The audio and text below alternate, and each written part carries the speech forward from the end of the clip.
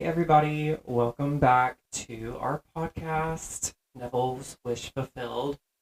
I'm here with my permanent guest. How are you doing today? Excellent. It's good to be back. And I do love the title of your podcast, Neville's Wish Fulfilled, because I do think that was Neville's wish for everyone to be successful. So let's try to make it happen. Yeah, that's definitely the goal. Just getting people closer to it and right on that. So thanks for being here with me. I think today the topic of conversation that we're going to kind of stick with is going to be about subconscious mind and subconscious conditioning and how it affects manifesting and ways around that, how to fix that. Sounds good. All right. Well, off the top of the head, let's just talk about how Neville spoke of the subconscious mind. Did he really speak on it, like touch on it heavily? Was it a big part of his teaching? Yeah, Neville did discuss it. It was a big part of his teaching in the 1940s, late 1940s, when Neville had his new psychology phase in his teaching. And you see it clearly in books like Feeling is the Secret, Prayer, the Art of Believing, and Out of This World, where he's drawing heavily on what was called new psychology at the time, autosuggestion, for example, and things of that nature. So, and going further back to the late 19th century, he relied heavily on Thomas Troward in that book, Feeling is the Secret, when he discussed the subconscious mind and the functioning of the subconscious mind. But then his vocabulary changed. And moving into the 1950s, words like consciousness or subconscious kind of disappear from his vocabulary, and they're replaced almost entirely by imagination. So Mm. that takes front stage for him in his teaching. It doesn't mean that he's talking about something different. It doesn't mean that he went back on what he said in the 1940s about the subconscious mind. He's still with that, and frankly, much of what we call Neville's techniques was based on what he learned from psychology and what he learned from authors like Emile Coué and his students. What people talk about SATs all the time, state akin to sleep, Mm-hmm. and almost everyone attributes that to Neville. Yeah. Like Neville developed this thing and he called it SATs and so on. But actually, he took it word for word from a book on autosuggestion written by Charles Baudouin, which was Emile Yeah. Coué's best student. So he read closely those books, and he adopted things that actually worked, Yeah. and they worked very well. And he applied them. He didn't just put together things in theory and then that sounded good, but he tried them and he simply developed a system that would make it easier for everyone to succeed. So it was a big part of his teaching in the 40s, and it remained with him. But the vocabulary changed, and he went full on it on imagination. And Neville was not a psychologist, right? He was a mystic. So his teaching is very mystical. It's not based on a jargon that would be fun. It's not social science, right? Neville's teaching. It's very mystical. But yes, he went through these phases, and the subconscious mind is there, whether he's using the word or not. Yeah, I can see that. I mean, there are so many words to describe pretty much the same thing. I think I've read something of yours that you've written that speaks of subconscious, conscious, things like that, and you just use different language Right? throughout the excerpt to get your point across. So Yeah, that makes sense. yeah. Um, what is the relation between the subconscious mind and manifesting? Why did he think that the word imagination was better? Or is Right. that just a block of his? Excuse me, sorry. No, he understood that manifesting does not exist without the subconscious mind, and the imagination is the one that imprints the subconscious mind with new images and new ideas. So Neville understood very clearly that the creative aspect of the human mind, and you read that very clearly in Feeling is the Secret, the creative aspect of the mind is the subconscious. Mm-hmm. And this is where things get cooked, right? You place an order, and this is your conscious mind, and it gets prepared for you in the subconscious mind.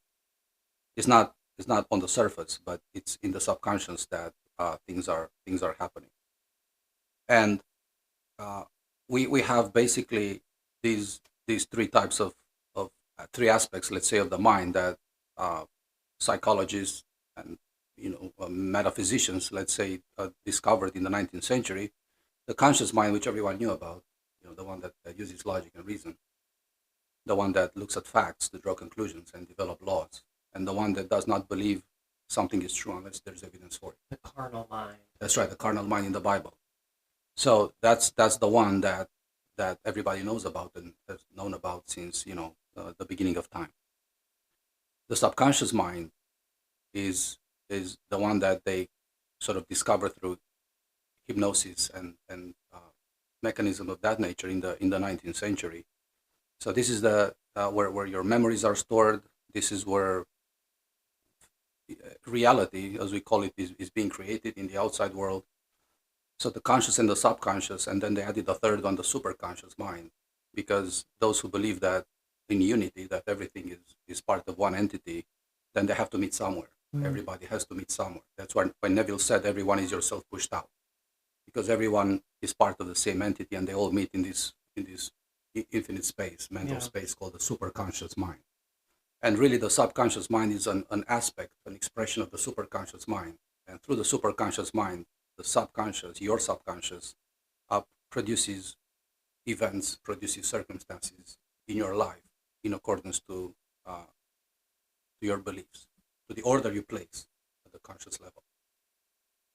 Well, since the subconscious mind is hidden from the conscious mind, and that is the entity that is creating the world that's around you, do you think that that's why people struggle to manifest their desires? Just issues within the subconscious?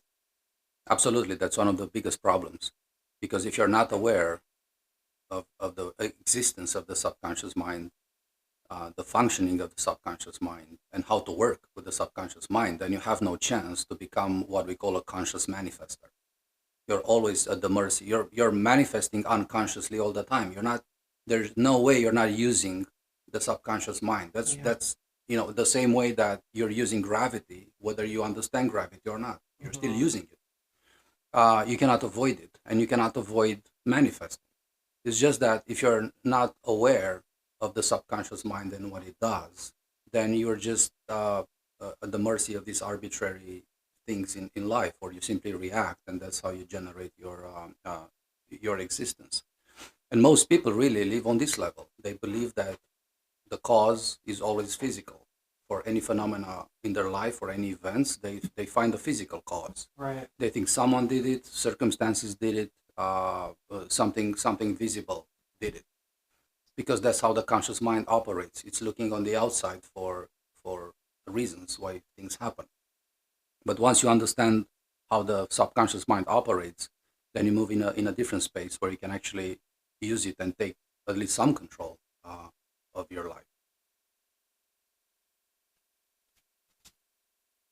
U.S. Anderson in Three Magic Words, some of his literally in the first chapter, he discusses, I'm just going to read it verbatim, just a little excerpt. That's a great book. Go ahead.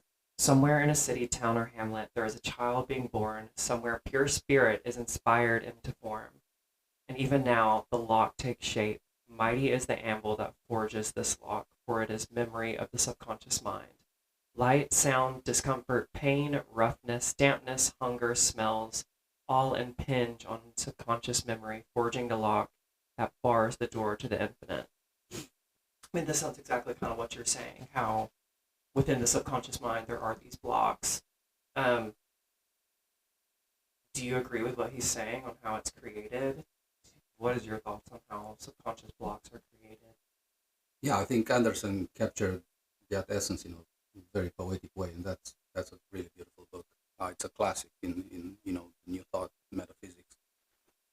The subconscious blocks is what we create through ignorance. Like I said, you don't know what the subconscious is. You just have reactions to life.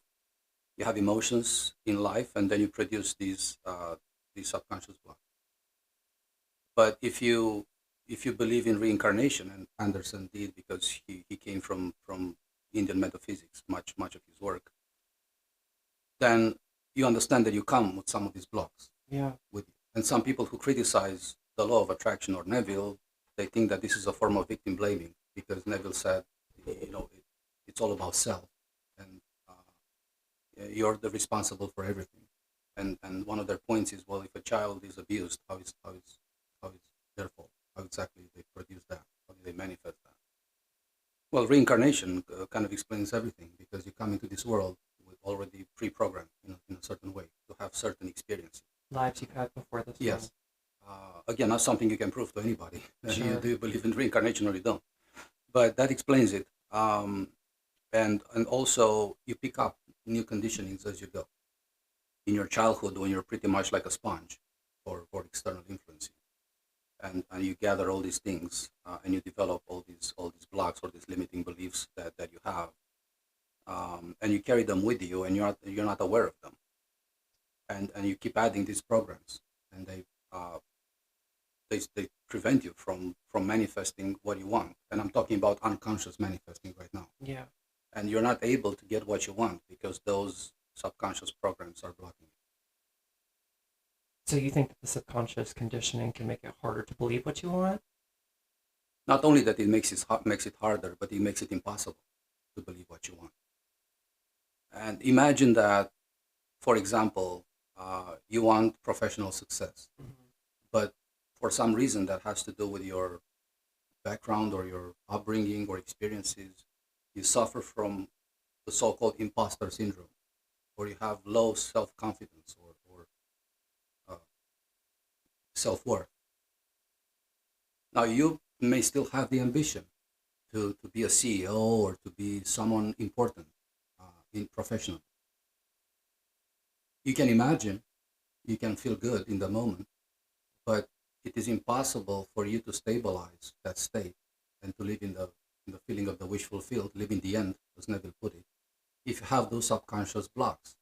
If subconsciously you think you're an imposter, it's impossible to identify with a successful person in a position of leadership. There's no way. So if you want to make that state habitual, as Neville put it, you have to get rid of that program first in your subconscious mind. How do you even know if you have subconscious blocks? Right, that's a good question, because again, people are not aware that the subconscious mind exists in the way that we're describing it. And second, even if they're aware of it, they think, well, what makes it subconscious? Because I'm not conscious of it. So how can I even know what's going on in there? And there are a couple ways you can do it. And one of them is to just imagine your wish fulfilled, whatever you want. Imagine you have it. The moment you imagine it, you will have some resistance. And that resistance comes in the form of a voice that says you're not going to get it. And that voice is really a very nice voice. It's also going to tell you why you're not going to get it. It may be general doubt, it may be skepticism, it may be, how on earth am I going to get this? Or it can be, I never got anything like that, I don't deserve it, I'm not good enough. Yeah, it comes up pretty loud and clear. Pretty often, Yeah. right? Yeah, and it's not shy, right, No. about these things. It's pretty vocal Yeah. about it. And once you have that, you know what the blocks are. They're in plain view. The moment you imagine the wish fulfilled, that creates a tension, right, between what you want and what you are subconsciously. The tension comes up. So you have to resolve that tension by addressing the subconscious mind. So that's one. And the other one, whenever we have something that's important to us or pressing, you catch yourself thinking about it all the time. You're not, when I say catching yourself thinking about it, it means you're not consciously thinking about it or trying to come up with solutions or evaluating things. Just you're peeling potatoes and you catch yourself thinking about your wish. How are you thinking about it? Are you thinking in terms of you're embodying that outcome, or are you thinking in terms of, again, skepticism or negative in any way? Because if it's negative, then again, that indicates subconscious that's automatic thinking, and that's subconscious by definition. So these are two ways that you can identify your subconscious blocks. We were talking about this yesterday. I just want to see if you want to touch on it just real quick, about embodying. You're saying embodying the manifestation that you're anticipating. Yeah. How we were talking about yesterday about living it, Yeah. and the difference between like say you want to have a different job and you want to embody what it is to have a different job, and your boss that you currently have is not that great. You don't want to just be rude to that boss because you feel like you have another job already set up, because in reality you don't yet. So how is it that you can react in this world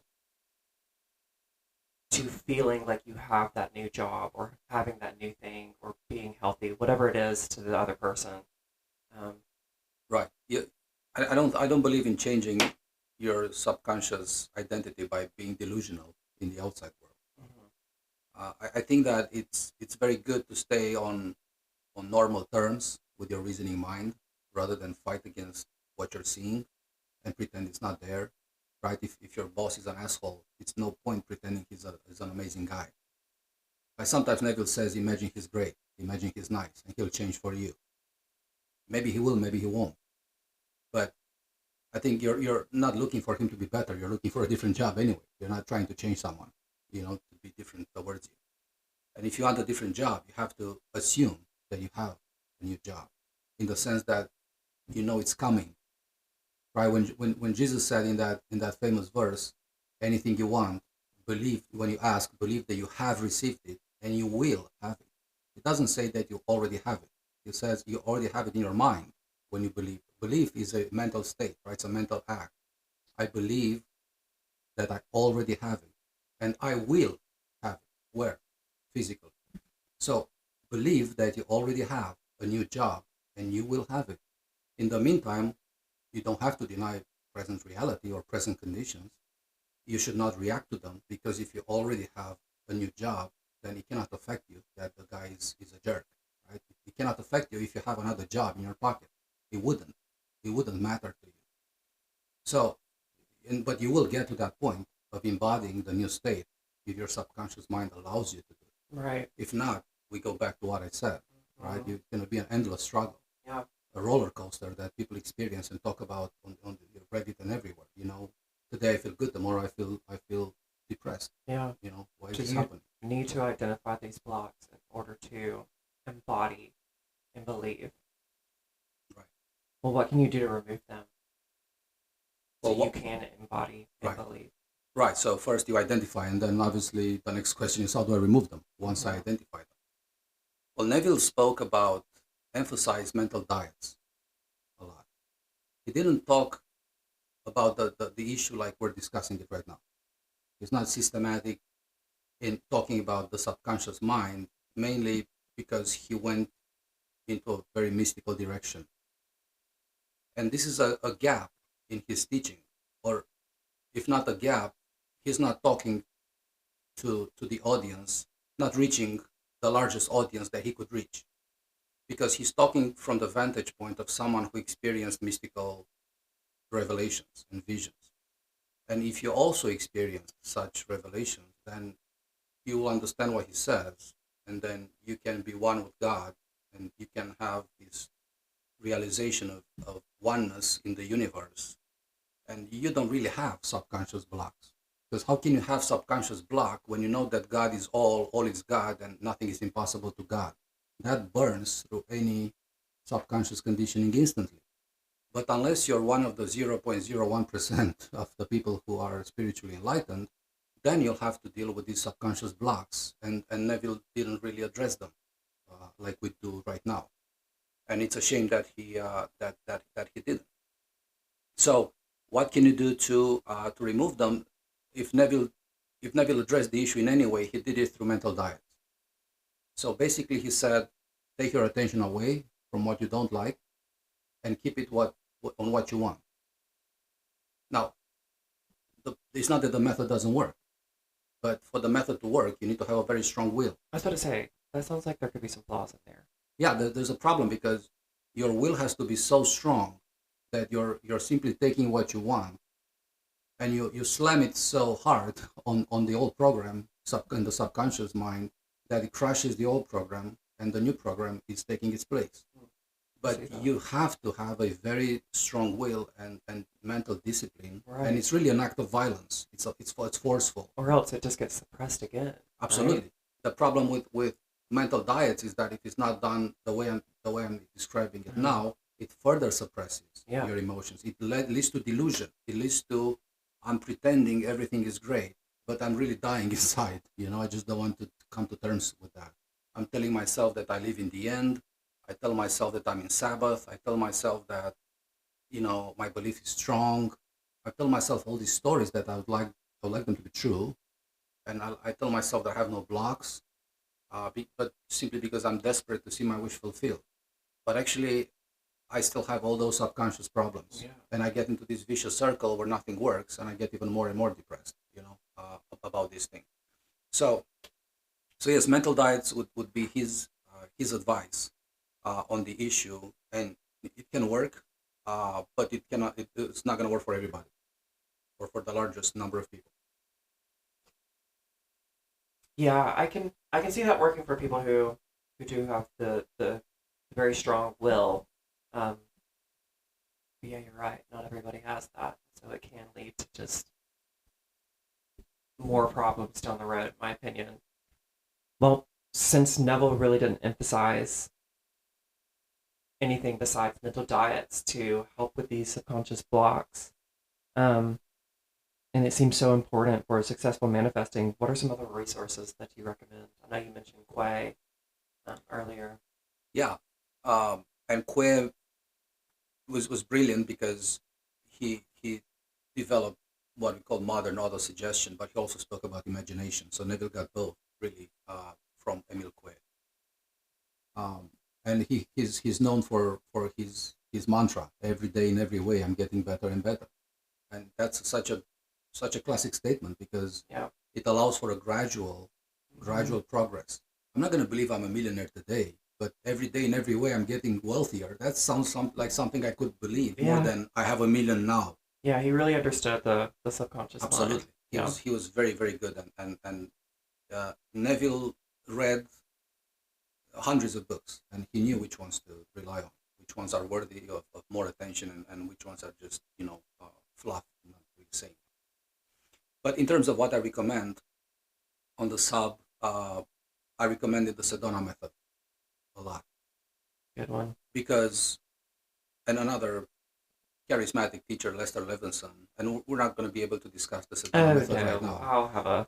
we'll have a whole day for him. Exactly, we need a different episode for this one because it's really very important to use along with Neville. They complement each other very well. But what I like about the release technique, as it is called, is the fact that it gives more people the chance to get rid of mental blocks, whereas mental diets, like I explained, is more restrictive, is more Mhm. demanding of you, and it's based on force. The release method is based on the notion that these emotions kind of want to come out. They want to come out. They want to be fully processed and released and removed. So instead of trying to hit them in the head and kind of lure them out, come out, let me see you, come in the daylight so I can see you, and then I can make a decision about you. Do I want to keep you or do I want to let you go? And if I make the decision that I don't need you anymore and I'm systematic about my release process, then I can just let them go peacefully and as completely as I can. And then you go back to the steps I mentioned. Do I still have mental blocks? And if I catch myself thinking about things, am I thinking about it differently now? So you can always do a check and see if what you've done, the techniques that you're using are actually functioning. So I will recommend the Sedona method for sure, and I think we should have a separate episode, at least one or maybe two episodes on that technique and how it can be used uh, with Neville. I think so too. Yeah, I definitely agree. As But always, it's always got too much in the dome. So I'm glad I got you here so you can spread the word. well, thank you for having me, and I'm curious what you have in mind for the next episode. Yeah, I mean, I have a few. I'm kind of thinking that we need to just think talking about the subconscious mind and manifesting and the blocks. Lots of people have issues with kind of what you said, just imposter syndrome and not feeling like they deserve. And I think one thing that kind of connects to that is money. Sure. So I think that money would be a good conversation to have, and the mental blocks that are connected to it, and just how to help with that. And we'll just go over everything with it.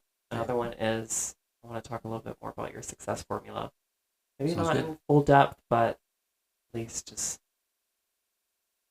want to hear your words on it. Sounds like a good plan. Okay. Well, thanks everybody for listening, and we appreciate it. Y'all are awesome. Hope to have another one out in the next couple of weeks. But in the meantime, every day and every way, y'all are getting better. Have a Take, good one. take care, guys.